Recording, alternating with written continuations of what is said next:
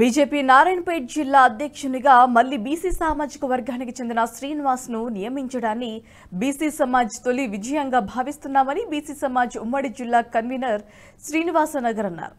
మహబూబ్ నగర్ జిల్లాలో బీసీ సమాజ్ ఉమ్మడి జిల్లా కార్యాలయంలో ఏర్పాటు చేసిన సమావేశంలో శ్రీనివాస్ సాగర్ పాల్గొన్నారు.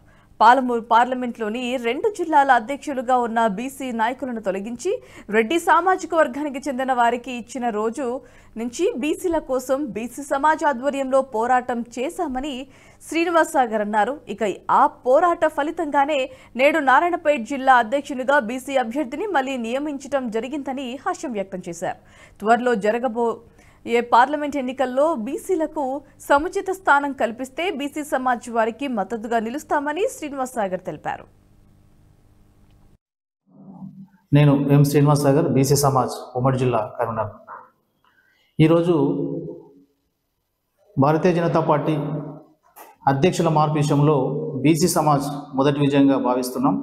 మహబూబ్నగర్ పార్లమెంటరీ పరిధిలోని నారాయణపేట అధ్యక్షుని మార్పు మా బీసీ సమాజ్ తొలి విజయానికి మేము సంకేతంగా భావిస్తున్నాం. గత వారం క్రితం ప్రకటించిన జిల్లాల అధ్యక్షుల మార్పులో మహబూబ్నగర్, నారాయణపేట 2 జిల్లాల అధ్యక్షులు బీసీ వ్యక్తులు ఉన్న సందర్భంలో వాళ్ళిద్దరిని మార్చి వాళ్ళ ప్లేస్లో రెడ్డి సామాజిక వర్గానికి చెందిన 2 వ్యక్తులకు ఇవ్వడం జరిగింది. మేము ఆ రోజు నుంచే బీసీ సమాజ్ తరఫున ఉమ్మడి జిల్లా వ్యాప్తంగా విలేకరుల సమావేశాలు, సోషల్ మీడియా ద్వారా మేము భారతీయ జనతా పార్టీని కోరడం జరిగింది. దాంట్లో భాగంగానే ఈరోజు మా కుల సంఘాలు, ప్రజా సంఘాలు, విద్యార్థి సంఘాల ద్వారా మహబూబ్నగర్ పార్లమెంటరీ పరిధిలోని 7 నియోజకవర్గాల్లో మా కృషి ఫలితంగానే ఈరోజు భారతీయ జనతా పార్టీ అధ్యక్షుని నారాయణపేటలో మళ్ళీ బీసీ అభ్యర్థిని ప్రకటించడం మేము హర్షిస్తున్నాం. ఇది మా బీసీ సమాజ్ మేము విజయంగా భావిస్తున్నాం.